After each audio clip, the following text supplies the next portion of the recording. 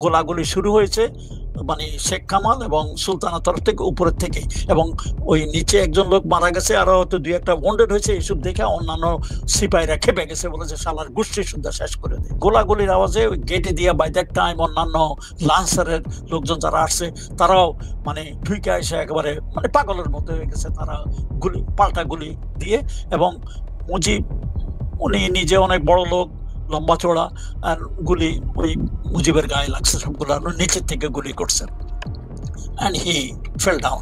আমি অন্তত দুইটা কাজ জীবনে ভালো করেছি, তার জন্য আমার কোনো রিগ্রেট নাই, এবং আল্লাহর কাছে আমি কৃতজ্ঞ, তিনি আমাকে সেই সুযোগটা দিয়েছেন। একটা হলো 71-এ আমি স্বাধীনতা যুদ্ধে অংশগ্রহণ করতে পেরেছি।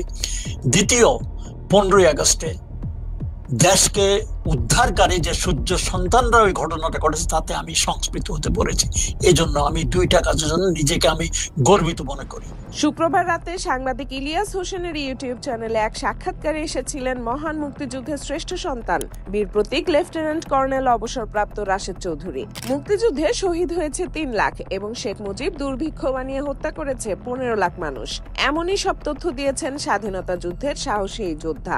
রাশেদ চৌধুরীকে শেখ মুজিব সহ পরিবারের হত্যাকাণ্ডের অন্যতম স্বীকৃত খুনি হিসেবে জেনে এসেছে মানুষ। তবে সাক্ষাৎকারে সবকিছুই খোলাসা করেছেন তিনি। রাশেদ চৌধুরী বলেন, স্বাধীনতা যুদ্ধের পরে একজন যোদ্ধা হিসেবে দেশের শান্তি কামনাই করেছিলাম, কিন্তু চারদিকে মানুষের ছিল হাহাকার।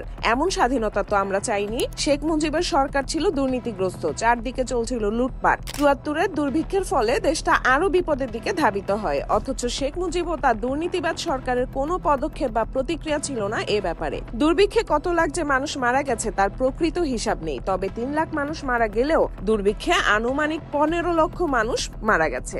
আমরা ভাবি রাজনৈতিকভাবে দেশ চলতে থাকলে দেশের অবস্থা আরো খারাপ হবে। এই জন্য আমরা আর কোনো উপায় না পেয়ে 15 আগস্ট সেনাবাহিনীর কয়েকটি ইউনিট নিয়ে ধানমন্ডি 32-এ যাই শেখ মুজিবকে গ্রেফতার করতে। কিন্তু শুরুতেই শেখ কামাল ও সুলতান আমাদের সদস্যদের উপর এলোপাথারি গুলি ছুড়ে, সেই সাথে মুজিবের মুক্তিবাহিনীর সদস্যরাও আমাদের উপর আক্রমণ করার চেষ্টা করে, কিন্তু শেষমেশ তারা তাদের মত পাল্টিয়ে আমাদের পাশে থাকার ঘোষণা দেয়। শেখ কামাল ও সুলতান আমাদের বেশ কিছু সদস্যকে গুলি হত্যা করলে নিজেদের রক্ষা করতে বিপ্লব করা ছাড়া আর কোনো বিকল্প ছিল না, আর এই বিপ্লবে নিহত হন শেখ মুজিব ও তার পরিবারের সদস্যরা। শেখ কামাল এবং সুলতানের তরফ থেকে উপরের থেকে, এবং ওই নিচে একজন লোক মারা গেছে, আরো হয়তো দুই একটা ওয়ান্ডেড হয়েছে। এইসব দেখে অন্যান্য সিপাহীরা খেপে গেছে, বলে যে শালার গোষ্ঠী সুদ্ধা শেষ করে দেয়। রাশেদ চৌধুরী স্বাধীনতা প্রসঙ্গে বলেন, 1971-এ দেশ প্রকৃত স্বাধীন হয়নি। আমরা মূলত পাকিস্তানের গোলামি থেকে ভারতের গোলামে পরিণত হয়েছিলাম। স্বাধীনতা আসে 75-এ। জিয়াউর রহমানের ব্যাপারেও বেশ কিছু তথ্য দিয়েছেন। তিনি জিয়াকে স্বাধীনতা যুদ্ধের মহানায়ক ও রাষ্ট্র গঠনের মূল ব্যক্তি হিসেবে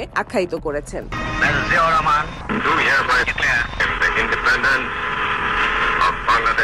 বিএনপির বর্তমান নেতৃত্বে তিনি অসন্তুষ্ট প্রকাশ করেছেন। তিনি বলেন, বর্তমান বিএনপির সাথে জিয়াউর রহমানের নীতির কোনো মিল নেই। তারা জিয়াউর রহমানের প্রতিশ্রুতির সাথে বেইমানি করেছে। এত বছর ধরে আমরা শুনে এসেছি মুক্তিযোদ্ধাদের সাথে জামায়াতের অসংখ্য সদস্য পাকিস্তানি বাহিনীর সাথে কাজ করেছে। মেজর ডালিম জামায়াত প্রসঙ্গে কথা না বললেও জামায়াতের সাথে মুক্তিযুদ্ধের মুখোমুখি সম্পৃক্ততা নিয়ে রাশেদ চৌধুরী বলেছেন, মুক্তিযুদ্ধে জামায়াতের সাথে কখনোই আমরা মুখোমুখি হইনি। তাহলে এখন প্রশ্ন জাগতে পারে, মুক্তিযুদ্ধের সময় রাজাকার আসলে কারা ছিল? সম্প্রতি সরকারি এক প্রতিবেদনে দেখা যায় যে মুক্তিযুদ্ধের সময় অধিকাংশ রাজাকার ছিল আওয়ামী লীগের কর্মীরা। এতদিন কি আওয়ামী লীগ তাহলে তাদের নিজেদের দোষ ঢাকতে অন্যের উপরে অপবাদ দিয়ে এসেছে? রাশেদ চৌধুরী সাক্ষাৎকারে শেষে এসে বলেন, জীবনে দুটো ভালো এবং গর্ব করার মতো কাজ করেছি, এই জন্য সারা জীবন আমি গর্ব করে যাব। একটি হলো 71-এর মুক্তিযুদ্ধে অংশগ্রহণ, দ্বিতীয়টি হলো 15ই আগস্ট মুজিব উৎখাতে অংশ নেয়া। দেশে ফেরার ব্যাপারেও তিনি ইঙ্গিত দিয়েছেন। তিনি বলেন, যে সরকারি ক্ষমতায় আসুক তারা যদি চায় আমরা অবশ্যই আসব, কিন্তু আমাদের বিপ্লবীদের সমস্ত মামলা প্রত্যাহার করতে হবে। সরকার যদি না চায় ও মামলা প্রত্যাহার না হয়, আমরা আসলে তো আমাদের গ্রেফতার করা হবে। দেশে আমরা নিশ্চয়ই যেতে চাই। ডালিম বা অন্যান্য যারা এখনো বিদেশে, কিছু কিছু লোক হাসিনা ঝুলাই দিছে, তারা চলে গেছে দুঃখজনক ভাবে। সত্য তাদের প্রতি সবার প্রতি আমার মানে সশ্রদ্ধ সালাম। তারা নাই আজকে আমাদের মধ্যে, কিন্তু যেই কজন আছে তাদের এখনো দেশকে দেওয়ার আমার মনে হয় অনেক কিছু আছে। তারা সবাই দেশে যেতে চায়, কিন্তু দেশে যাওয়ার কিছু অসুবিধা আছে। কারণ আমাদের এগেনস্টে হাসিনা এসে তো একটা বিচার ঘটালো, প্রহসনের বিচার। সেই প্রহসনের বিচারের মাধ্যমে আমাদের ফাঁসির হুকুম হলো। সেই হুকুম কিন্তু এখনো বলবৎ আছে। হুম। সেই যতদিন পর্যন্ত সেই হুকুমটা বলবৎ থাকে আমাদের কেউ ভিতরে দেশে যেতে পারছে না।